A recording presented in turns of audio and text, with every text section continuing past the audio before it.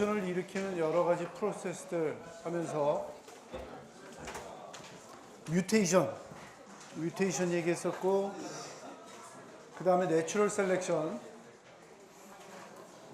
셀렉션의 예로서 그 영국의 나방 생각나세요, 여러분? 짙은 나방, 옅은 나방.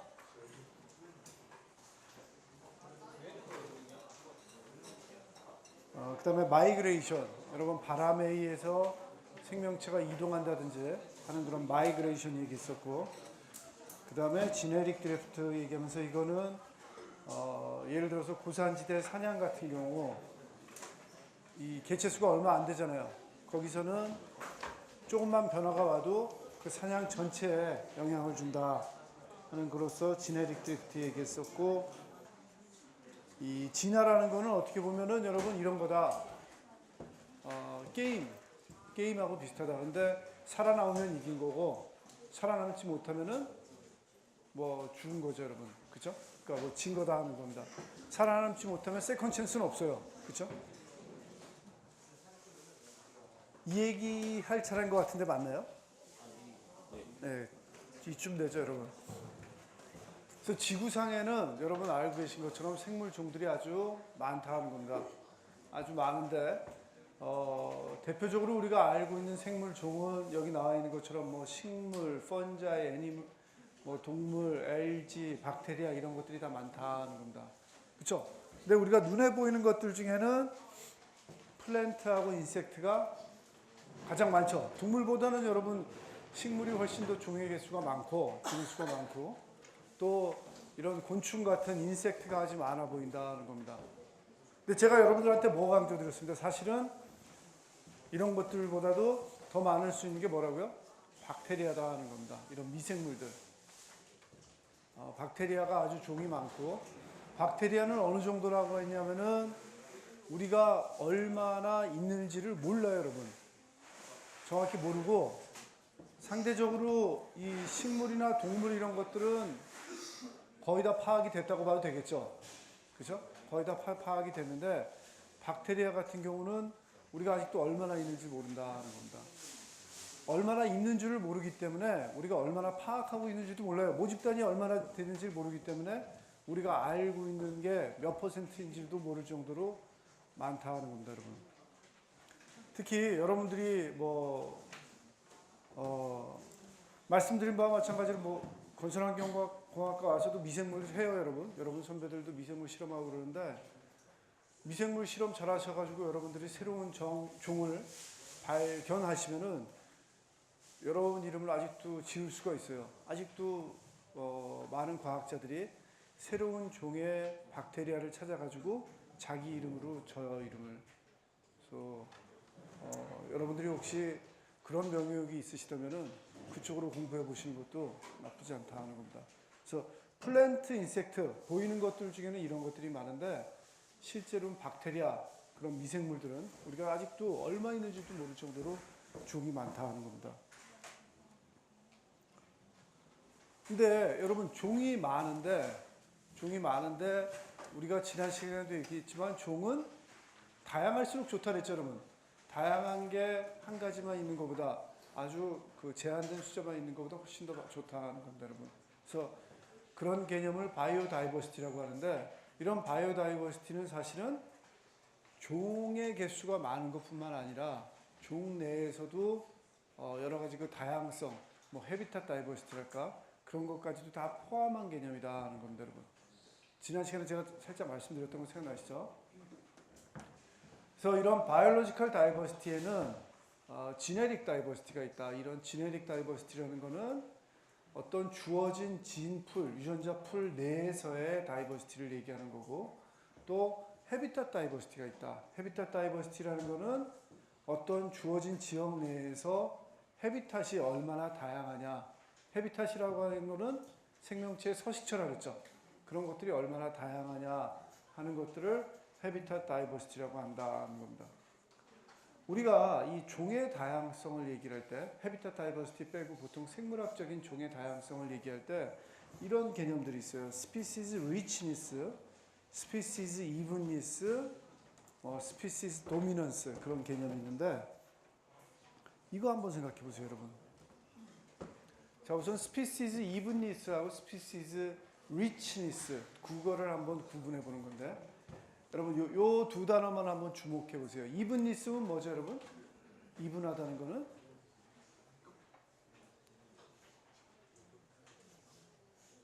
이분하다는 건 뭐죠, 여러분? 스코어가 이분하다 그러면은 뭐 동등하다는 거죠, 그렇죠? 스피시즈 이븐니스라는 거는 얼마나 종들이 동등하게 있냐, 개체수가 동등하게 있냐 하는 거죠. 스피시즈 리치니스라는 건 뭐냐면은 종이 얼마나 많이 있냐 그런 걸 얘기해 준다는 겁니다. 자, 이 두 집단 한번 비교해 보세요, 여러분. 각 그림이 얘기해 주는 게 뭐 여러 가지 그 개체라고 한번 생각해 보세요. 동물의 개체. 자, 위에 그림하고 밑에 그림 보시면은 일단 어떤 차이가 있습니까?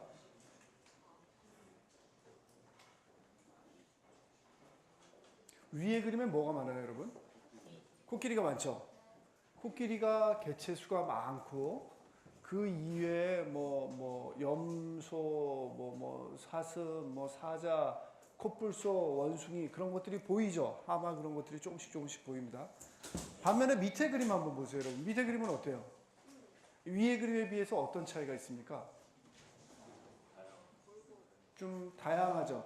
상대적으로 코끼리가 위쪽에서 많았는데 밑에 집단에서는 코끼리가 그렇게 많아 보이지 않죠. 그렇죠? 자, 여러분 이 두 그림 여러분들이 집에 가서 한번 세봐도 돼요. 위에 집단이나 아래 집단이나 그 각 집단에 있는 종의 개수는 같아요, 여러분.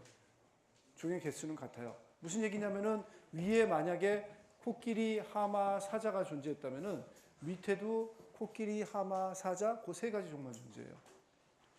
단지 차이가 있다면은 위에는 여러분 어떻다고요? 그 중에 하나의 종인 코끼리의 개체수가 많은 거죠. 많아가지고 멀리서 딱 보면은 이거는 코끼리만 있는 것처럼 보일 정도로 코끼리의 개수가 아주 많다는 겁니다. 자, 여기서 스피시즈 리치니스라는 건 뭐냐면은 각 집단에서 종의 개수가 몇 개씩 있냐 하는 겁니다, 여러분. 거기서 보시면은 위의 집단이나 아래 집단이나 스피시즈 리치니스의 정도는 같아요, 달라요? 종의 개수가 같다면 여러분. 같다고 얘기할 수 있죠? 같아요, 여러분. 반면에 스피시즈 이브니스라면은 종이 각각 3개씩 존재한다면은 그 3개씩 존재하는 종들의 개체수가 비슷한 거죠, 여러분. 비슷한 게 이브니스를 얘기해 준다는 겁니다. 자, 위의 집단은 아래 집단보다 이브니스가 어때요? 떨어지죠. 밑에가 아주 이분하죠. 그렇죠? 각 종들의 개체수가 비슷하다는 겁니다, 여러분. 그렇죠? 리치니스는 같은데 이브니스는 여기가 더 좋다. 더 이분하다는 겁니다. 자, 그 다음 개념이 뭐냐면은 여기 나와 있는 것처럼 스피시스 도미넌스예요. 여러분, 도미넌스. 스피시스 도미넌스라는 건 뭐죠? 도미넌스? 영어 단어 찾아보면 지배한다거나 아니면 우세한 걸 얘기하는 거죠. 이 두 집단에서 보면은 여러분 뭐가 도미넌트예요? 위에 집단에서 보면 특히 코끼리가 도미넌트하죠. 아래 집단에서는 도미넌트한 게 보여요? 특별히 안 보이죠. 그렇죠? 모르겠어요. 1대1로 싸우면 뭐 이기는 놈이 있겠지만 종의 분포에서 보면은 특별히 더 도미넌트한 건 안 보이죠. 그렇죠? 위에 집단에서는 코끼리가 도미넌트하다 하는 그런 특징이 있다는 겁니다. 자, 종의 다양성을 얘기할 때도 방금 전에 얘기한 것처럼 스피시스 이븐니스, 리치니스, 도미넌스 이런 거에 따라 가지고 여러 가지 그 다른 상황을 우리가 설명할 수 있다는 겁니다. 자, 그 다음에 종의 다양성을 얘기할 때 꼭 우리가 항상 얘기하는 건 뭐냐면은 익조틱 스피시스, 엔데믹 스피시스, 유비쿼터스 이런 단어들도 많이 쓴다는 겁니다. 여러분, 익조틱 스피시스라고 하면 뭐죠, 여러분? 그렇죠? 원래 이 지역에 살고 있지 않은 종인데 우리가 수입해서 뭐 가져다가 같이 키우는 그런 종들 있죠. 뭐 익조틱 스피시스 우리 잘못 들여와가지고 우점종이 된 거 지난 시간에 한 3종 여러분들이 또 도와주셨고 우리가 여러분 펫으로 키우는 거 예를 들어서 뭐 애완용으로 키우는 그런 종들 중에서 여러분 특별히 좀 다른 거 키우시는 분 있으세요? 집에서? 강아지 말고? 그런 분 없으세요? 혹시 집에서 뱀 키우는 사람 없습니까? 원숭이 키우는 사람? 만약에 그런 동물이나 식물을 키운다면 여러분 그런 것들은 익조틱한 거죠. 우리 요 한반도의 요 기후하고 지역에는 원래 안 살던 종들인데 우리가 원래 외래종인데 데리고 온 것 같다 하는 겁니다. 엔데믹 스피시즈라는 건 뭡니까? 엔데믹 여러분 사전 한번 찾아보세요.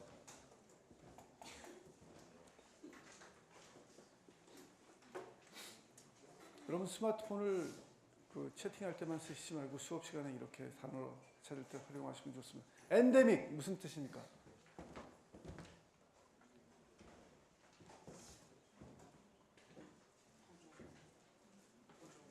예? 토종의, 그렇죠? 그런 뜻이죠. 그러니까 이그조틱 스피시즈하고 어떻게 보면은 반대되는 개념이죠. 우리 요 지역에 요 기후에 이 헤비tat에 원래 그 딱 살고 있는 그런 종들을 우리가 엔데믹 스피시즈라고 얘기를 한다는 겁니다. 그래서 종들을 얘기할 때 이그조틱 스피시즈, 엔데믹 스피시즈. 어떤 지역에선 이그조틱 스피시즈인데 자기 원래 그 있던 지역에 가면 그게 엔데믹 스피시즈가 될 수 있겠죠. 이 지역에서는 엔데믹 스피시지만 다른 지역에 가면 또 그게 이그조틱 스피시즈가 될 수 있을 거고. 자, 유비쿼터스는 여러분 뭐죠? 이 단어 너무 많이 들으셨죠? 유비쿼터스 뭐예요? 그쵸? 아주 여기서는 널리 퍼져 있는 그런 뜻입니다, 여러분. 특별히 뭐 지역적으로 어느 지역에 많이 분포한다거나 덜 분포한다는 그런 게 아니라 아주 유비쿼터스 한다는 거는 어느 지역에 가도 다 퍼져 있는 그런 종들을 우리가 유비쿼터스라고 얘기를 한다는 겁니다. 자, 이런 것들이 종의 다양성을 얘기할 때 우리가 얘기하는 그런 그 여러 가지 키워드 중에 하나다는 겁니다.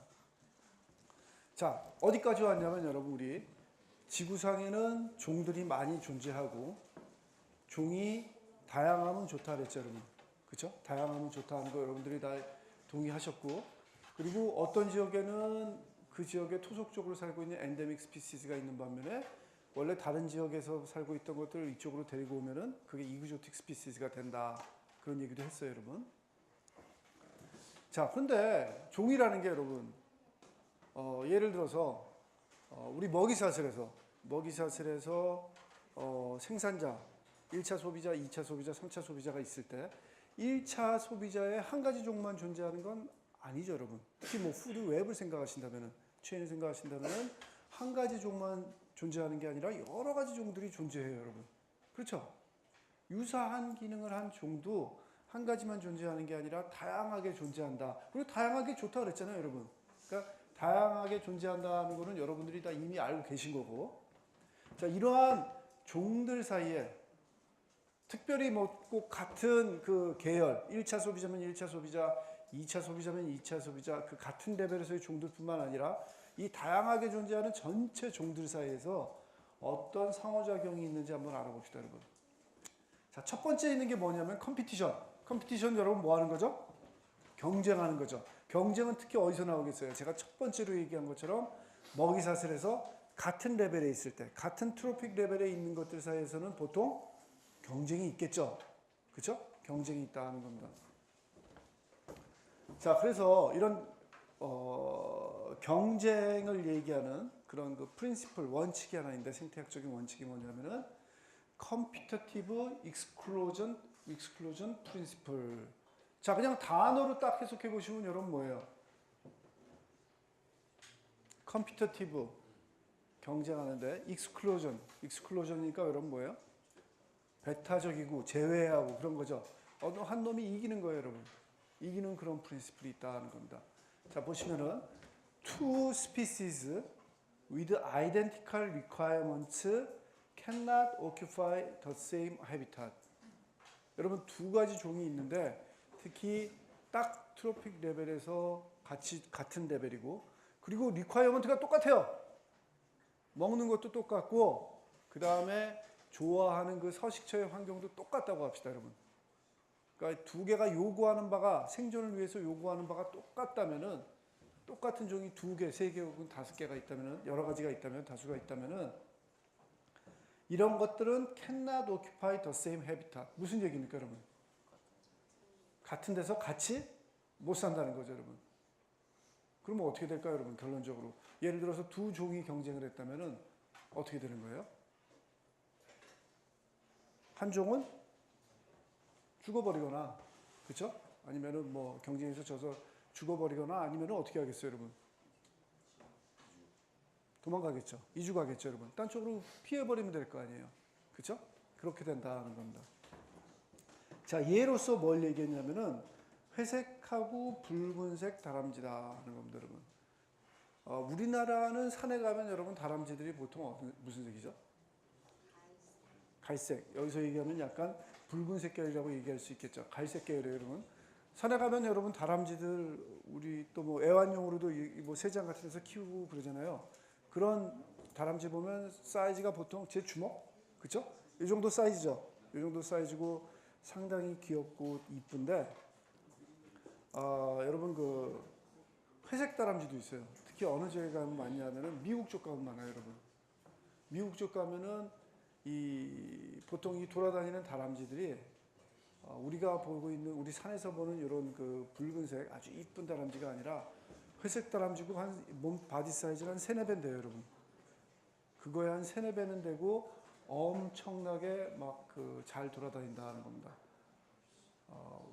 뭐 모르겠어요. 뭐 특히 저 미국 대학 캠퍼스 가서 많이 봤는데 공원이나 뭐 공원이야 우리 공원이나 거기 공원이나 비슷할 텐데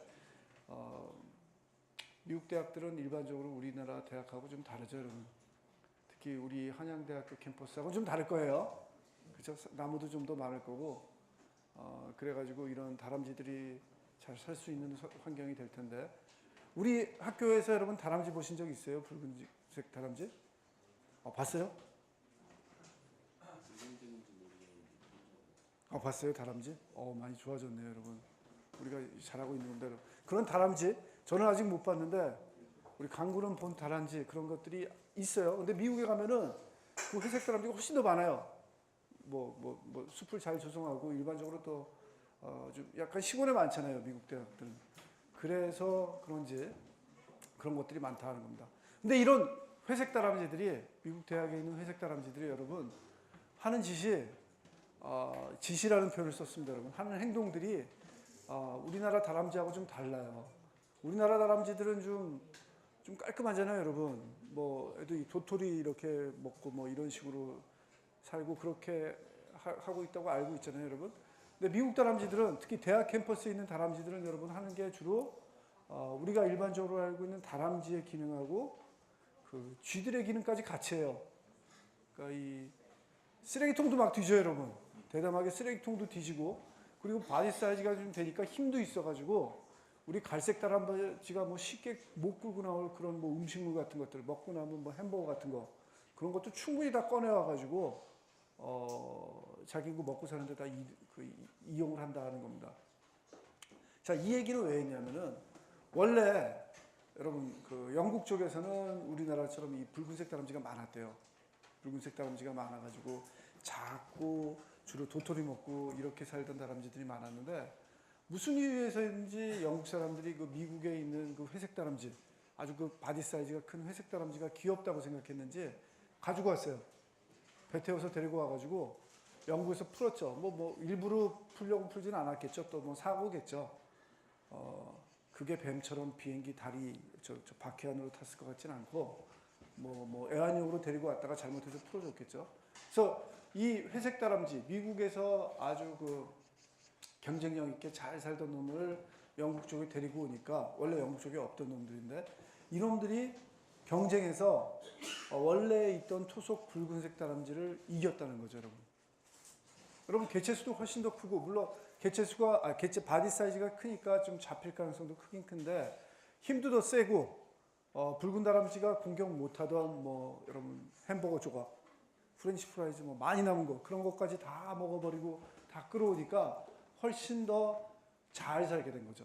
잘 살게 돼가지고 영국의 일부 지역에서는 붉은색 다람쥐가 더 안 보이고 이제는 회색 다람쥐가 주인이 됐다는 거예요, 여러분. 그런 식으로 두 개가 만약에 리콰이어먼트가 같다면은 두 개의 종이 같이 못 살고 하나의 종은 밀려날 수밖에 없다는 겁니다, 여러분. 그럴 것 같죠? 비슷하다면 일반적으로 그렇게 될 것 같아요. 자, 여러분 만약에 방금 전에 얘기한 이 컴피터티브 익스클루전 프린시플 이게 완벽하게 다들 적용이 되고 그 다음에 대부분의 종들이 유사한 종들이 이런 리퀘어먼트가 동일하다면 여러분 실제로 그렇게 다양하지 못할 겁니다. 여러분 종의 다양성이 구현이 안 될 거라는 거죠. 예를 들어서 뭐 다람쥐하고 또 유사한 게 뭐 있을까요? 다람쥐하고 유사한 거 그냥 쥐, 그쵸? 일반 쥐 그런 것들하고 다 포함해서 얘기해가지고 그런 것들의 리퀘어먼트가 다 같다면은 여러분 한 종만 살아남겠죠. 컴피터티브 익스클루전 프린시플에 의해서. 그죠? 회색 다람쥐가 우리 집쥐 그런 것들도 다 이겨버릴 거고 들쥐도 다 이겨버릴 거고 그죠? 그런 것들이 또 만약에 영국 사람들이 미국에 있는 거를 데려갔다면은 그와 유사한 방법으로 전 세계에 퍼졌다면은 전 세계에는 그런 역할을 하는 거는 회색 다람쥐 하나만 남고 비슷한 것들은 다 죽어버릴 거다 하는 겁니다. 그러면 우리가 종의 다양성에 대해서 그렇게 심각하게 공부할 필요도 없고 우리가 심플하게 대표 선수 몇 개만 세상에 존재하니까 훨씬 더 얘기가 쉬워질 텐데 실제로 보면은 아까 처음에도 얘기했고 지난 시간부터 계속 얘기하지만 여러분 종이 다양하죠. 존재하는 종들이 실제로는 다양하다는 겁니다. 무슨 얘기냐면은 앞에서 얘기했던 컴피터티브 익스클루전 프린시플이 실제로 유효하고 적용이 되지만 잘 많은 것들을 설명을 하지만 아까 그 컴피터티브 익스클루전 프린시플의 가정이 뭐였어요, 여러분? 두 개의 종이 아이덴티컬 리퀘어먼트, 그렇죠? 리퀘어먼트가 같아야 된다 했죠. 같으면은 그렇게 된다 그랬죠. 그런데 보면은 실제로 다양해요, 그렇죠? 다양하고 그런 것들이 여러 종들이 같이 사는 거 보면은 왜 그러냐면은 different ecological requirement가 있기 때문이다 하는 겁니다. 종들이 실제로 들쥐나 요 회색 다람쥐나 이런 것들이 실제로 요구하는 게 똑같진 않다는 거죠, 여러분. 똑같진 않고 조금씩 다르다는 거예요. 조금씩 타협의 여지가 있다는 거죠. 조금씩 만약에 완벽하게 똑같다면은 같이 존재를 못할 텐데 조금씩 다르기 때문에 서로 살아나갈 방향들이 보인다는 거죠, 여러분. 자, 그래서 이러한 그 에콜로지컬 리퀘어먼트 아까 컴피터티브 익스클루전 프린시플에서도 얘기했던 그 리퀘어먼트 이런 그 에콜로지컬 리퀘어먼트를 뭐라고 부르냐면은 니치라고 불러요, 여러분. 니치라고 부른다는 겁니다. 니치 여러분 다시 한번 사전 찾아주세요. 니치는 뭡니까, 여러분? 사전 찾아보면 왠지 어원이 영어일 것 같지는 않죠, 그렇죠?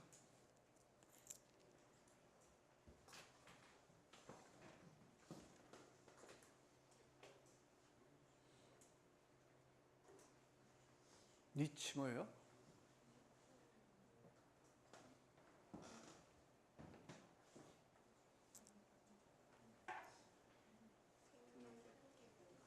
생물? 한개 공간 그렇게 나왔어요. 한개? 네. 생물 한개 공간 또 어떻게 뭐 다르게 나온 거 있어요? 네? 틈새 그렇게 나왔어요. 자, 니치라는 거는 제일 처음에 얘기한 그 정의는 정확하게 우리가 하려는 그 정의고 원래 니치라 그러면은 여러분 단어는 무슨 뜻이냐면은 일종의 그 특징, 직업, 생태학적으로는 여러분들이 말하는 정의가 맞는데 원래 단어로 얘기하면은 우리의 그 사회에서의 우리의 그 직업이라 그럴까, 우리의 그 하는 바 그런 것들을 원래 니치라고 그래요. 그래서 여러분의 니치는 뭐예요? 여러분들의 사회에서 하는 바가 뭐죠, 지금 현재? 학생이죠, 여러분. 여러분들의 니치는 학생이에요, 여러분. 제 니치는 뭘까요, 여러분? 가르치는 거, 아니면 여러분 괴롭히는 거, 그런 게 제가 사회적으로 해야 되는 일이죠, 여러분. 그렇죠? 그런 게 바로 니치다 하는 겁니다. 원래 단어는 그런데 우리 이 생태학적으로는 이 환경 쪽에서는 어떻게 해석하냐면은 방금 전에 여러 학생들이 얘기한 것처럼 이런 그 필요한 그 공간 아니면 그 환경 어떤 그 생물학적인 종이 살아나기 위한 공간적인 물리적인 화학적인 뭐 먹이의 요구량 이런 그 전체적인 그 리퀘어먼트를 니치라고 생각하시면 된다는 겁니다. 그래서 니치라는 거에는 헤비탄하고 에콜로지컬 니치라는 게 있다, 여러분. 헤비탄 니치라는 거는 여러분 뭐냐면은 내가 살아나가기 위해서 필요한 헤비tat의 그런 그 특징들, 그런 것들을 얘기해 준다는 겁니다, 여러분. 에콜로지컬 니치라는 거는 이렇게도 정의될 수 있다 그랬죠. 이 정의 한번 읽어보시면은 ecological niche can also be described as the set of all environmental conditions under which a species can persist. 그러니까 어떠한 특종이 살아나가기 위한 모든 환경적인 조건을 통틀어 가지고 에콜로지컬 니치라고 얘기할 수 있다는 겁니다. 자, 헤비tat 니치, 우리의 헤비tat 니치, 우리 사람의 헤비tat 니치. 예를 들어서 우리만 한정해서 얘기한다면은 뭐죠, 여러분? 우리 헤비tat에 뭐가 필요하죠, 여러분? 여러분 물만 있으면 살 수 있어요? 수구지만? 아니죠, 여러분. 우리는 뭐가 있어야 돼요? 이런 드라이된 공간이 좀 있어야 되죠, 그렇죠? 그리고 물도 물은 굳이 꼭 우리가 목욕하고 수영할 필요는 없는 거죠. 마시기만 하면 되는 거고, 여러분 살아남기 위해서라면 물론 뭐 수영하고 목욕하면 좋긴 좋지만 이렇게 들어갈 수 있으면 좋긴 되지만 살아남기 위해서는 물은 마시기 위한 물만 있으면 되죠. 그렇죠? 맞죠, 여러분? 도저히 못 참으시겠어요? 수영을 안 하고 못 참으시겠어요? 그러면 수영장까지 넣어드릴게요. 수영장까지 넣고 여러분들이 그러면은 마시는 물은 꼭 필요한 겁니다, 여러분. 그리고 드라이한 공간이 있어야 되는 게 우리의 헤비tat이죠. 물리적인 헤비tat이고. 만약에 에콜로지컬 니치라면 여러분, 우리의 에콜로지컬 니치라면 뭐가 될까요? 우리가 살아나가기 위한 온도 조건 뭐가 있을까요, 여러분? 온도 몇 도부터 몇 도까지 살아남을 수 있을까요, 우리가? 옷 입는다고 가정하고. 여러분 뭐 엄청난 거 두껍게 입으면 영하 한 몇 도까지 견딜 수 있을까요, 우리가? 뭐 영하 100도까지는 아닌 것 같고, 그렇죠? 뭐 영하 한 40도, 50도까지는 견딜 수 있겠죠. 올라가는 건 어디까지 올라가는 거? 온도 50도, 60도 뭐 그런 기록도 나온 적은 있죠, 여러분. 계속된다면 문제겠지만 뭐 잠시 그렇게 가는 것까지는 뭐 하루 이틀 정도야 참아주죠, 그렇죠? 그 정도 마이너스에서 50에서 한 50도 정도 그런 게 우리 사람이 살아나가기 위한 온도적인 니치라고 얘기할 수 있을 거고 또 뭐가 있을까요, 여러분? 뭐 습도 한다면 뭐 0에 100%다 살아남을 수 있죠, 그렇죠? 그리고 또 뭐가 있을까요? 또 온도, 습도, 뭐 먹이 우리한테 주어지는 그 식량이 또 뭐가 있냐 그런 것들도 다 환경적인 조건을 해가지고 에콜로지컬 니치가 될 수 있다는 겁니다. 자, 중요한 거 다시 한번 말씀드리지만 니치가 다르다는 겁니다. 니치가 다르기 때문에 여러 가지 종들이 살아남을 수 있다는 겁니다. 자, 예를 한번 보세요. 아주 클래식한 익스페리먼트예요. 실제로 이런 거 가지고 실험해가지고 한 30년 전만 해도 여러분 혹시 그 아카데믹 저널 중에 네이처, 사이언스 그런 거 들어보셨어요, 여러분? 그런 게 아주 뭐 좋은 저널이라고 얘기들 하잖아요. 저널이라는 게 뭐냐면 우리가 논문 써서 내는 거잖아요. 그런 데다 이런 데다 논문을 냈어요, 여러분. 근데 여러분 잠깐 시간이 있어서 얘기하는데 사이언스하고 네이처를 우리가 모든 사람들이 다 쓰는 건 아닙니다. 특히 그런 것들은 주로 어떤 사람들이 많이 쓰냐면은 자연대, 순수과학 하는 사람들이 많이 써요. 우리 공대 쪽에서는 사이언스하고 네이처 쓰는 사람들 거의 없어요. 우리가 사이언스하고 네이처를 꼭 쓸 필요는 없어요. 사실은 우리는 어떻게 보면 더 중요한 거는 다시 한번 말씀드리지만 엔지니어링이잖아요. 그렇죠? 그런 그 과학적인 지식의 바탕을 둬가지고 우리가 삶에 유용한 어떤 예를 들면서 실용적인 기술 그런 게 개발하는 게 사이언스, 네이처 쓰는 것보다 훨씬 더 가치 있을 수가 있어요, 여러분. 그래서 여러분 공부를 하시다가 누군가 사이언스, 네이처 썼다면 박수는 쳐주세요. 근데 뭐 그렇게 뭐 계속 부러워하고 나도 꼭 저렇게 돼야겠다 그럴 필요는 없다는 겁니다, 여러분. 그래서 신문에서 뭐 어떤 학생들이 사이언스, 네이처 썼다. 그럼 나도 거기에 도전해야겠다. 좋습니다. 근데 모든 사람들이 적어도 우리 과에 있는 사람들 모든 사람들이 사이언스, 네이처 쓸 것 같진 않아요, 제 생각에는. 그게 우리의 목표가 돼서는 안 되고 그러면은 여러분 우리가 엔지니어가 아니죠. 우리가 사이언티스트죠. 그렇죠? 그래서 그런 거를 다 100% 부러워할 필요는 없다는 겁니다. 길이 다른 겁니다. 지금 시대가 그래가지고 왠지 그 사이언스 네이처 그런 게 자꾸 강조돼가지고 우리가 약간 왜소해 보이는데 전혀 여러분들은 그렇게 느끼실 필요 없고 엔지니어로서 원래 우리가 하던 그 애플리케이션 그쪽을 계속 생각하시면 더 좋습니다, 여러분. 사실 여러분 사이언스 네이처 쓴다고 돈 많이 못 벌어요, 여러분. 여러분 엔지니어링에서 개발 잘하시면은 돈 훨씬 많이 벌고 더 좋습니다, 여러분. 훨씬 더 여러분들은 더 보람을 느끼시고 더 좋을 수 있다는 겁니다. 한때는 저희 실험실에서 학생들한테 좋은 논문 쓰자고 막 그랬어요. 좋은 논문 쓰면은 저는 좋죠. 저는 좋아요. 그래서 학생들한테 막 그렇게 쓰자 했더니 학생들이 처음엔 좋아하다가 여러분 선배들, 대학원생들 그러다가 우리가 원래 하던 기술 개발해서 회사에 팔아가지고 돈 벌고 그런 걸 하니까 여러분 선배들은 그것도 좋아하더라고요.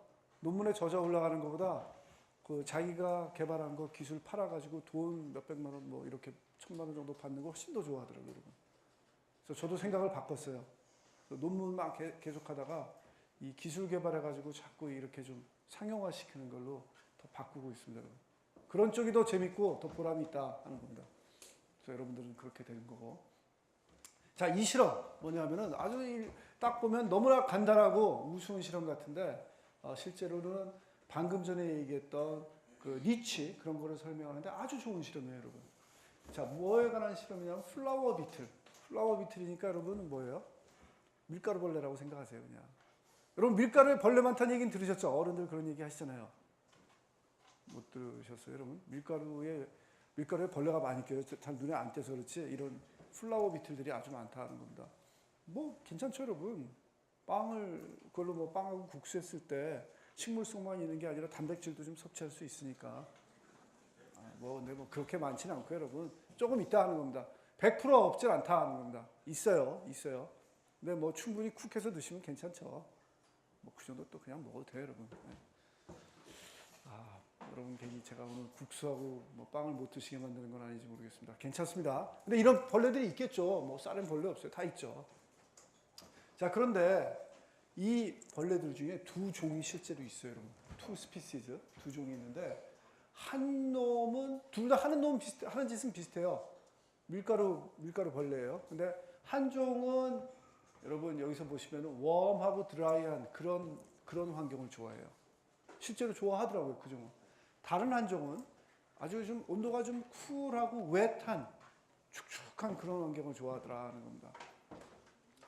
그래서 A라는 종은 웜하고 드라이한 컨디션을 좋아하고 이 파란 놈은 쿨하고 웻한 컨디션을 좋아하는데 이런 것들을 어떤 유니폼한 인바이러먼트, 어떠한 그 딱 일정한 환경 뭐에 딱 주면은 어떻게 되냐면은 one will win out over the other. If the environment is warm and dry, A will win. If it is cool and wet, B will win. 자, 무슨 얘기예요? 이 두 가지 환경 중에 한 가지 유니폼한 환경, 일정한 환경에다 딱 두면은 쿨하고 웻에다 두면은 여러분 어떻게 되냐면은 파란 놈들이 이긴다는 겁니다. 여기다가 어떻게 빨간 놈이 같이 들어가면은 빨간 놈들은 결국은 질 수밖에 없어요. 자기가 살기 좋아하는 그런 리퀘어먼트가 충족이 안 된 거죠. 그렇죠? 충족이 안 돼서 죽는 거고 마찬가지로 웜하고 드라이한 데다가 저 파란 놈을 요 안에 넣으면은 파란 놈이 처음엔 있다가 결국은 이놈도 다 개체수가 줄어들면서 죽을 수밖에 없다는 겁니다. 한 놈이 분명히 이겨요. 그렇죠? 그렇게 된다는 겁니다. 그런데 이거를 믹스드 인바이러먼트에다 주면은 믹스드 인바이러먼트라는 건 뭐냐면 어떤 환경인데 어느 지역은 웻하고 또 이 온도가 좀 낮고 그 옆에 지역은 좀 웜하고 드라이한 데가 또 같이 있는 아주 큰 지역의 부분별로 이렇게 구분이 되는 데가 있다면 여러분 어떻게 되냐면은 the beetles will use separate parts of the habitat. 그러니까 어떻게 되는 거예요, 여러분? 옮겨간다는 거죠. 그렇죠? 웜하고 드라이를 좋아하는 놈은 이렇게 쿨한 데 있다가도 이동을 해가지고 웜한 드라이한 쪽으로 가서 살고 웜한 드라이한 쪽에 어떻게 잘못 들어간 요 파란 놈은 자기가 원래 좋아하는 쿨한 웻한 환경으로 또 이동해서 산다 하는 겁니다. 결국은 이렇게 자기가 좋아하는 지역 가서 이렇게 살아가지고 공존을 할 수가 있다는 겁니다. 실험을 해봤어요. 또 누군가 그럴 거 뻔한 실험 같은 거를 실험을 해가지고 그걸 알아냈다는 겁니다. 근데 중요한 건 뭐냐면은 만약에 한 가지 환경만 된다면 여러분 어떻게 된다고요? 두 개가 같이 살진 못해요. 한 놈만 살아남고 한 놈은 죽을 수밖에 없다는 겁니다. 그렇죠? 이런 특징이 있다 하는 거고. 그러니까 만약에 니치가 같다면은 익스클루전 되는 거고 니치가 다르다면 여러분 어떻게 돼요? 유니폼한 환경에서 한 놈이 이기고 한 놈은 죽는 거고 믹스된 데서는 서로 좋아하는 쪽으로 옮겨갈 수 있다는 겁니다. 그렇죠? 그래서 이 익스클루전 프린시플이 완벽하게 적용이 안 되고 우리가 바이오다이버시티를 이렇게 제한하지 않는 거는 뭐냐면 니치 때문이다. 그렇죠? 니치에 따라 가지고 충돌해 가지고 뭐 죽는 경우도 있겠지만 사실은 이동해 가지고 같이 공존할 가능성도 앞에 시간에서 보여진 거죠, 여러분. 자, 그래서 이 니치에는 두 가지 실제 니치가 있어요. 펀더멘탈 니치하고 리얼라이즈드 니치가 있다는 겁니다. 니치라는 거 다시 한번 얘기하면 여러분 에콜로지컬 니치 정의가 뭐였죠? The set of all environmental conditions under which a species can persist. 한 개의 종이 살아남을 수 있는 모든 환경 조건에 통틀어서 우리가 니치라 그랬죠. 에콜로지컬 니치라 그랬는데 거기에는 펀더멘탈 니치하고 리얼라이즈드 니치 두 개가 있다는 겁니다. 자, 그래서 이거 차이는 뭐냐면 이거예요, 여러분. 자, 이거 한번 봅시다. 플라나리아, 여러분 뭐 물벌레라고 생각하시면 돼요. 물벼룩은 보통 어디 사냐면은 우리 그 하천 같은데, 강 같은데 거기 사는 이런 그 조그만 벌레라고 생각하시면 돼요. 이런 그 물벌레들이 두 가지 종이 있다고 한번 생각해 보세요.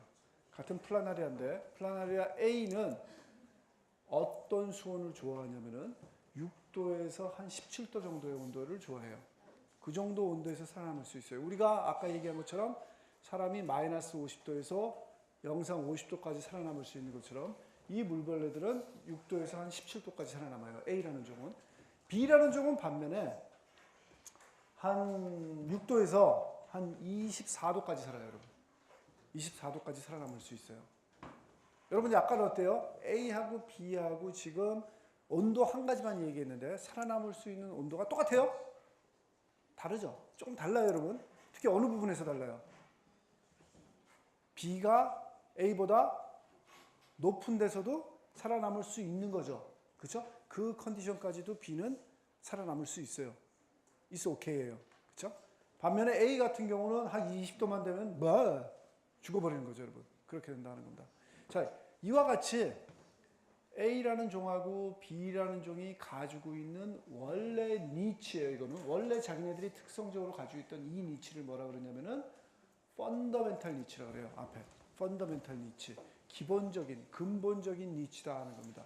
펀더멘탈 니치.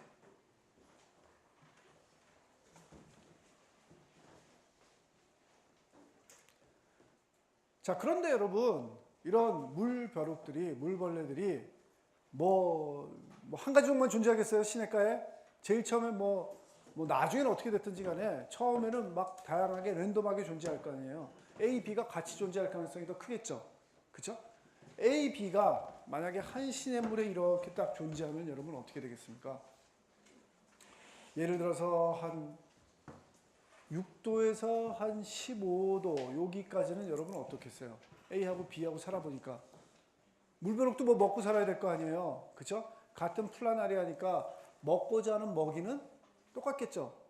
어떻겠어요, 여러분? 6도에서 한 10도까지는 A하고 B가 살다 보니까 여러분 어때요? 피곤하죠. 그쵸? 피곤해요. 만약에 자기네 한 가지 종만 있다면 훨씬 더 편하게 살 텐데 다른 종하고 경쟁을 해야 되는 거잖아요. 피곤하다 하는 겁니다. 그쵸? 자, 그렇게 되면은 A하고 B가 다른 방법을 찾아봐요. 첫 번째 방법, 여러분 뭐라 그러죠? 도망갈 수 없으면 어떻게 해야 돼요? 싸워야죠. 경쟁을 할 거예요, 여러분. 우리가 싸우라 그러지 않더라도 생존을 위해서 본능적으로 하여튼 경쟁을 할 겁니다. 그래서 한 놈이 이기겠죠. 한 놈이 이겨요. 한 놈이 이겨서 한 놈만 살아남고 A만 살아남든지 B만 살아남든지 그렇게 될 거다 하는 겁니다. 자, 완벽하게 그걸로 다 설명될 수 있었어요. 만약에 A하고 B가 니치가 똑같았다면, 그쵸? 똑같았다면은 방금 전에 얘기하는 컴피티티브 익스클루전 프린시플에 의해 가지고 하나의 종만 살아남고 두 개 종은 같이는 못 살았을 거다 하는 겁니다. 그런데 이 경우는 여러분 컴피티티브 익스클루전 프린시플에서 얘기하는 아주 exactly the same requirement인 겁니까? 아니죠. 조금 다르죠, 여러분. 왜냐하면은 좋아하는 온도가 좀 다르잖아요. 이런 경우 되면은 여러분 상식적으로 생각해 보세요. 여러분이 두 학생이, 한 학생이 A고 한 학생이 B라면은 원래는 이런 정도 수온을 좋아하고, 지금 수온만 딱 얘기하는 거예요, 여러분. 수온만 얘기했을 때 한 학생은 6도에서 17도, 한 학생은 6도에서 24도까지 좋아한다면은 둘이 같이 살다 보면 여러분 어떻게 되겠어요? 약간 높은 온도를 좋아하는 B 학생이 여러분 어떻게 되냐면은 뭐 같이 처음엔 부대끼다가 피곤한 거예요. 어떻게 되겠어요? 약간 좀 움직여줘요. 그냥 딱 보는 순간에 판단되는 게 아니라, 우리도 모르잖아요, 여러분. 우리가 처음 보는 사람이 뭐 상대방이 뭐 좋아하는지 어떻게 알아요, 여러분? 부대껴 보고 하는 거잖아요. 제가 얘기하는 이런 결론이라는 거는 이 플라나리아의 세대가 한 몇 세대, 수십 세대에 걸쳐서 살면서 얻은 교훈이 되는 거죠. 본능적으로 얻게 되는 거예요, 여러분. 수십 세대 살면서 B라는 울벌레는 위로 올라가는 거죠. 위로 올라가요. 위로 올라가니까 경쟁이 없고 쟤네가 안 올라가더라 하면서 점점 일로 가는 거죠. 혹시 또 못 모르고 여기서 태어난 놈도 있을 수 있어요. 낮은 온도에서. 태어난 놈도 이동을 하든지 아니면 여기서 죽든지 그렇게 돼 있죠. 여기서 죽어버렸으니까 여기서는 더 안 나오겠죠. 반면에 이쪽에서 개체난 놈은 개체나니까 별로 경쟁도 없고 잘 살 수 있으니까 이 동네에서 난 놈들은 계속 잘 살 거고. 반면에 A란 놈은 어떻겠어요, 여러분? 온도를 올라가면, 조금만 올라가면은 쟤 빨간 애들이 있으니까 피곤하다, 또 그런 얘기를 하겠죠. 얘는 또 노란 놈들은 몇십 세대에 걸쳐 가지고 얻은 교훈이 내려와야 편하다, 그렇죠? 이런 식으로 된다는 겁니다. 그래서 한동안 세월이 지난 후에, 아주 세월이 지난 후에는 결국은 어떻게 되냐면은 A라는 물벌레는 6도에서 한 14도 정도. 원래는 어땠어요? 한 17도까지 올라갔죠. 한 14도 정도에서만 잘 살고, 요 빨간 놈은 원래는 6도였는데 아래쪽은 포기하는 거예요. 노란 놈 때문에. 포기하고 한 14도에서 한 24도 정도가 그거의 니치로 변화가 되는 거죠. 그죠? 자, 이렇게 변화된 니치. 그죠? 이렇게 변화된 니치를 뭐라 그러냐면은 여기서 얘기한 것처럼 리얼라이즈드 니치라고 한다는 겁니다. 구현된, 실현된 니치라고 얘기하는 겁니다. 변화된 거를 리얼라이즈드 니치. 자, 펀더멘탈 니치하고 리얼라이즈드 니치 차이 아시겠죠, 여러분? 그쵸? 그래서 지금은 대부분 여러분 뭐 어떻게 한 지역에 오랫동안 그 종들이 살았다면은 어떻게 돼 있겠어요, 대부분? 리얼라이즈드 니치로 돼 있겠죠. 그쵸? 자, 여러분, 저는 되게 여러분한테 심플하게 설명을 드렸어요. 온도 하나만 얘기했는데 사실은 생물체가 살기 위해서 필요한 니치라는 거는 온도 하나만이겠어요? 아니죠. 온도, 습도 뭐 다양하게 많겠죠. 그런 것들 각각이 이런 식으로 다 서로 영향을 주고 영향을 받고 그런 거니까 실제는 지금 얘기한 것보다 훨씬 더 복잡합니다, 여러분. 복잡해요. 우리가 모든 생물종들의 니치를 다 파악하고 있냐? 그렇게 물어보시면 답은 예스예요, 노예요? 몰라요. 아직 몰라요, 여러분. 우리 그렇게까지 잘 정보가 없고 그렇게까지 공부를 아직은 안 해가지고 잘 모른다는 겁니다. 그래서 이런 니치가 있고 펀더멘탈 니치가 있고 또 이런 리얼라이즈드 니치를 변화시키기 때문에 종들이 사실은 다양한 종들이 존재할 수 있다는 거죠. 같은 트로픽 레벨에서 온대지방의 같은 트로픽 레벨에서도 아니면 열대지방의 같은 트로픽 레벨에서도 여러 가지 종이 다양할 수 있는 것은 바로 이 니치 때문이다 하는 겁니다. 니치 아주 중요한 개념입니다, 여러분. 그래서 여러분 우정이 조금이라도 있으시면은 옆에 학생들을 좀 깨우세요. 그래서 주무시는 학생들한테 니치라도 좀 밑줄이라도 치고 주무시라고 한번 좀 얘기를 해주시면 좋을 것 같아요, 여러분. 자, 이런 그 컴피티션이 있고 또 종들 사이에 있을 수 있는 상호작용으로서 여러분 뭐가 있냐면은 심바이오시스가 있어요. 여러분 심바이오시스 뭐죠? 단어 찾아보시면은 여러분 영어 단어에서 sim이 들어가면 보통 뭐예요? SYM 들어가면 그쵸? 뭐 같이 하고 뭐 약간 조화스럽고 심포니 뭐 그런 거 여러분 그쵸? 그런 것들 다 이런 거죠. 심바이오시스 뭘까요, 여러분? 공생 여러분 같이 산다는 거예요. 공생한다는 겁니다. 뭐 제가 공생이라는 단어를 저한테 공생이라는 단어를 처음 들으시진 않으셨겠죠, 여러분? 같이 사는 거예요. 자, 가장 좋은 예로서 뭐냐면은 메모라고 박테리아 여러분. 메모라고 박테리아라는 거는 여러분 뭐예요? 우리 같은 포유류하고 박테리아들 여러분 같이 살죠. 여러분 우리 밥 먹어서 소화시키는 거 어떻게 되는 거예요? 다 우리 내장에서 다 박테리아들이 하는 거죠, 여러분. 물론 소화액에서도 일부 소화는 돼요. 근데 그건 화학적으로 여러분 애시디 그 산이 나와가지고 뭐 큰 거를 좀 부수는 역할을 하는 거고 실제로는 우리가 영양분을 섭취하는 이 소화라는 작용은 다 여러분 이 미생물들이 하는 거죠. 우리 그 내장에 있는 미생물들이 하는 거다 하는 겁니다. 여러분 이거 보셨어요? 이 기사? 그러니까 예를 들면 이런 거죠, 여러분. 그러니까 이 동물 안에 있는 이런 사람도 마찬가지죠. 내장 안에 있는 미생물들이 그 유기물들을 분해해 가지고 그 에너지를 우리가 섭취를 하는 거죠. 그렇죠? 이런 것들이 신바이오시스의 가장 좋은 예고. 여러분 12년 작년 자전 논문이다 보세요. 우리나라에서도 하고 있어요, 실은. 우리나라에서도 미생물 전공하시는 분들이 이쪽으로 연구들을 많이 하고 있다는 겁니다. 장내 미생물 분포에 따라 가지고 그러니까 무슨 얘기냐면은 여러분 다양한 미생물들이 우리 몸에 존재하죠. 그죠? 장내에 존재할 뿐만 아니라 여러분 피부에도 존재하고 우리 머리에도 존재하고 존재 안 하는 데 없다 그랬잖아요. 그런데 여러분 이 기사의 핵심은 뭐냐면은 제2의 개념 중요수. 장에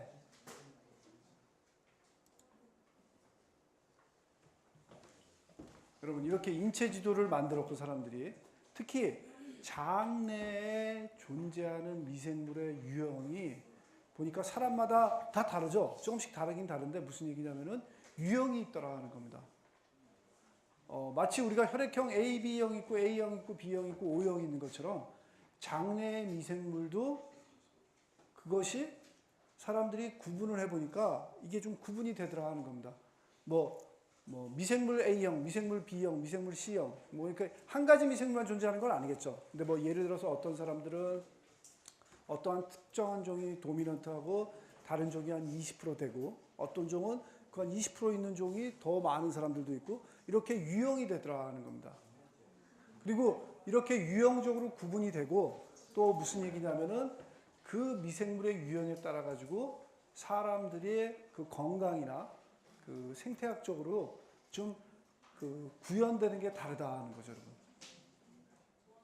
자, 어떻게 보면 여러분 우리 혈액형 가지고 뭐 얘기 많이 하잖아요. 뭐 너는 성격이 까칠하다, 뭐 성격이 나쁘다, 뭐 그런 얘기 하는데 혈액형보다도 요 장내에 있는 미생물의 유형이 훨씬 더 과학적이에요, 여러분. 그죠? 과학적이라는 겁니다.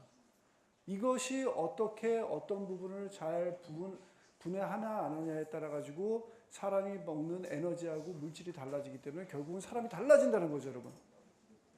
자, 쉽게 얘기하면 무슨 얘기냐면은 지금은 혈액형 가지고는 그렇게 큰 정보 못 얻어요, 여러분. 갑자기 여러분들이 제가 말씀드린 혈액형 타입 그런 거 가지고는 못 얻고 물론 혈액 검사를 해서 어떤 병이 걸렸는지 안 걸렸는지 검사할 수 있지만 장내 미생물을 그 사람 그걸 추출해 가지고 이 사람이 어떠한 유형의 특징을 가지고 있는 사람이라면은 이 사람은 앞으로 어떤 병을 조심해야 되고 건강에서 어떤 점을 특히 신경을 써야 된다. 그런 결론이 나올 수 있다는 거죠. 자, 이 기사 한번 보세요. 나는 왜 물만 마셔도 살이 찌는 건지 모르겠어. 이런 얘기 하잖아요. 쟤는 아무리 먹어도 살이 안 찐다. 뭐 그런 얘기 하잖아요, 여러분. 물론 이런 것들은 다른 걸로 다 설명이 잘 돼요. 잘 되는데 이런 것들이 실은 장내 미생물로서 더 설명이 잘 될 수도 있다는 거죠. 그래서 장내 미생물 이런 것들이 옛날에는 그냥 단지 존재하고 그리고 어디가 놀러 가가지고 여러분 우리 설사하는 게 여러분 왜 그렇다 그래요? 물 밖에서 설사했다 그러죠, 여러분. 그죠? 그런 표현 쓰잖아요. 그런 게 뭐냐면 사실은 미생물이 한번 쫙 바뀌는 거예요, 잠시. 순간적으로. 한번 퍼지가 되는 거라고, 여러분. 그러면서 설사하고 그러는 건데 그런 것들이 다 이 미생물에 의해서 아주 중요하다 하는 그런 얘기를 해주고 있다 하는 겁니다. 자, 사람들은 왜 이런 연구를 많이 하냐면 여러분, 자, 장내 미생물에도 혈액형처럼 유형이 있다. 자, 이러한 특별한 미생물은 여러분 어떤 특징이 있대요? 탄수화물을 분해하고 비타민 B를 만드는 효소를 생산하는 장내 환경을 형성한다. 이런 특징이 있다는 겁니다. 이런 것들이 많으면은 탄수화물 분해가 잘 되는 사람이죠. 이런 것들이 상대적으로 적으면은 잘 안 되겠죠. 그렇죠? 그런 특징들을 알 수가 있다는 겁니다. 자, 그래서 이런 것들을 제2의 게놈이라고 얘기하는 겁니다, 여러분. 우리가 유전자 분석해가지고 DNA 분석해서 게놈지도 만들었잖아요. 마찬가지로 이런 그 미생물 분포를 가지고 우리가 그런 정보를 얻을 수 있다는 거고. 그래서 이런 것들 가지고 면역력, 신경 전달 물질 이런 쪽으로 연구가 더 많이 되고, 결국은 이런 정보를 미리 알아가지고 여러분 예방할 수 있다는 거죠. 우리가 어디가 아플 것 같다는 게 미리 정보가 알면 우리가 예방을 하면 되잖아요, 여러분. 평소에 그쪽 약을 먹는다든지 아니면 운동을 한다든지 여태까지 어떤 정보가 아니라 새로운 정보를 또 얻을 수 있기 때문에 아주 신경들을 많이 쓰고 있는 부분이다 하는 겁니다. 제가 알기에도 국내에서 몇몇 연구진들에서 연구를 하고 있고 뭐 한쪽에서는 그런 얘기를 들었어요. 이런 것들을 잘 개발을 해가지고 일종의 키트를 만드는 거죠. 키트를 만들어가지고 여러분 장내 미생물을 결국은 조사를 하려면 여러분 어떻게 될까요? 어떻게 해야 돼요? 장에다가 긴 철사극줄을 연결해가지고 집어내서 끄집어내거나 아니면 여러분 우리가 화장실 가서 나온 거 결과 가지고 이렇게 할 수도 있겠죠. 그런 것뿐만 아니라 좀 더 심플하게, 좀 더 우아하게 샘플하는 방법하고 그걸 어떻게 해석하는 그런 그 키트를 만들어가지고 건강 정보를 활용하려고 아주 큰 대기업에서 홈쇼핑하는 대기업에서 막 그런 거 개발하고 있다는 얘기도 들었어요. 아주 되게 초기 단계인데 아주 새로워질 수 있는 거죠, 여러분. 이런 정보들 우리한테 아주 많이 될 수 있다는 겁니다. 그래서 여러분 이런 거 꼭 한번 읽어보세요. 자, 여러분 요 마지막 읽으시면 되겠네요. 우리는 한때 인간 게놈 프로젝트 때문에 인간 수명을 획기적으로 늘릴 수 있다는 고유한 기대감을 부풀었다. 하지만 그런 기대감이 꺼지지, 몰랐네. 그런 거품이 꺼졌대요, 여러분. 게놈 지도가 우리한테 그렇게 줄 수 있는 게 많지 않다는 얘기네요. 인간의 유전자를 읽어내는 것으로 획기적인 어떤 인식이 퍼지게 되었다. 인간 유전자의 150배에 달하는 규모의 장내 미생물 유전자가 존재하고 있는데도 우리는 그동안 미생물의 중요성을 간과하고 있었는 건지도 모른다. 점차 개인의 맞춤 의료가 요구되는 시대에 우리 몸의 또 다른 제2 게놈 인체 내 미생물체에 대해서도 좀 더 관심을 가지고 주목할 때인 것 같다. 자, 우리 사람의 유전자 그거 가지고는 지금 모든 문제를 다 풀 수 없다는 게 일반적인 인식이고 사실은 미생물이 다양하게 존재하니까 걔네도 유전자가 다 있을 거 아니에요, 여러분. 걔네 유전자 지도를 해석을 하면은 더 많은 정보를 얻을 수 있다는 거죠.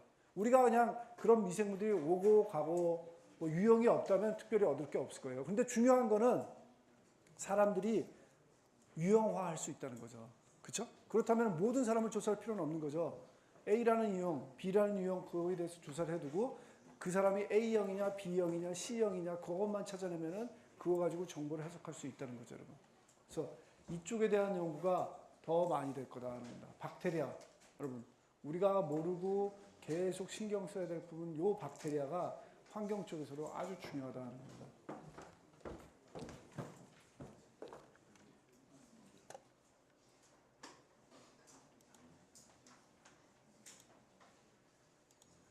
아하, 죄송합니다.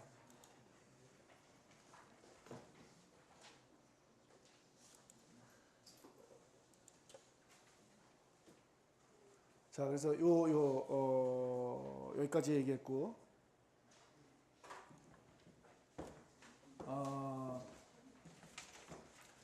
여기서 여러분 공생관계라는 걸 생각을 해보면 여러분 이런 결론이 나와요. 예를 들어서 한 가지 종이 멸종위기에 있다면은 우리는 그 종을 구하려면은 그 개체만 딱 걔만 살려주겠다 해가지고는 우리가 걔를 살아나가게 할 수 없다는 거죠.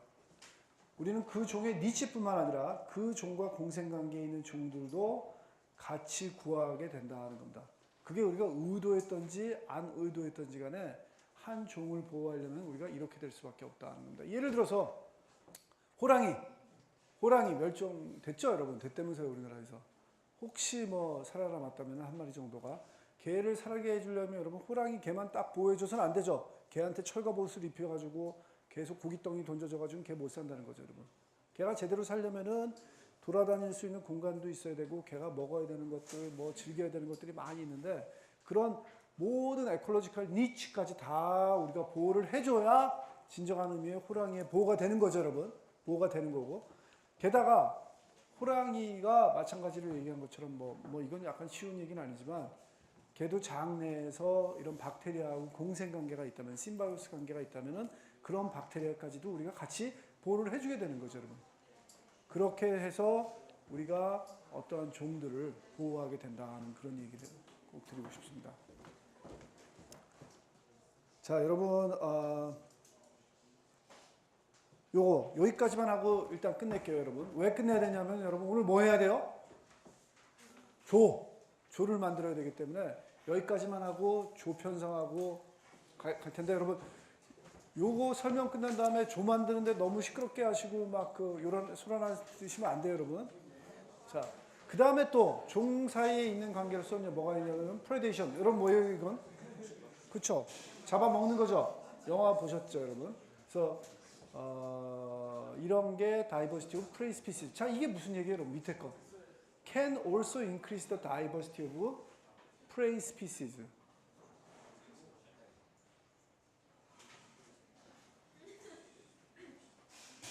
방금 알아가지고 좋아서 웃으신 거죠? 자, 여러분 예를 들면 이런 경우 한번 생각해 보세요. 내가 염소예요. 내가 포식자예요. 그렇죠? 근데 내가 이렇게 막 풀이 이렇게 그냥 이 교실에다 풀이 있다고 한번 생각해 보세요.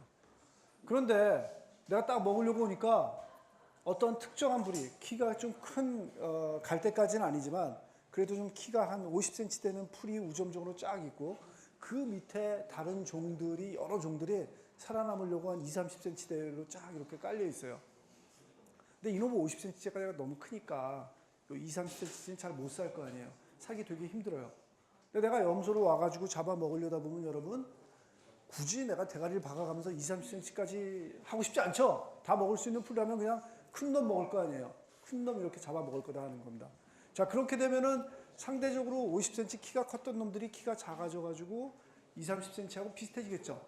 그럼 20-30cm 됐던 여러 가지 종들이 이젠 볕도 잘 받을 수 있고 햇볕도 잘 받을 수 있고 살아남을 수 있는 그 기회가 생기는 거죠. 그리고 50cm 됐던 놈들은 내가 일부 한 개체의 한 3분의 2 정도 잡아 먹었기 때문에 일부는 죽어버릴 거예요. 그렇죠? 원래는 거의 90% 50cm였는데 제가 이렇게 잡아먹음으로써 사실은 종이 좀 다양해질 수도 있는 거죠. 그렇죠? 20-30cm가 잘 살아날 수도 있을 거고 전에 또 50cm 때문에 아예 올라오지도 못한 종들이 있었다면 그런 종들까지도 올라올 수 있다는 겁니다. 때때로 이런 것들이 상당히 아래 트로픽 레벨의 그 종의 다양성을 죽일 것 같지만 사실은 종의 다양성을 늘려줄 수도 있다는 겁니다. 우리가 보통은 생각 못하는 건데 이런 기능도 있다는 거 여러분들이 알고 계셨으면 좋겠다는 겁니다. 자, 다음 시간에 7.5부터 할게요. 예, 녹화는 이 정도 그러면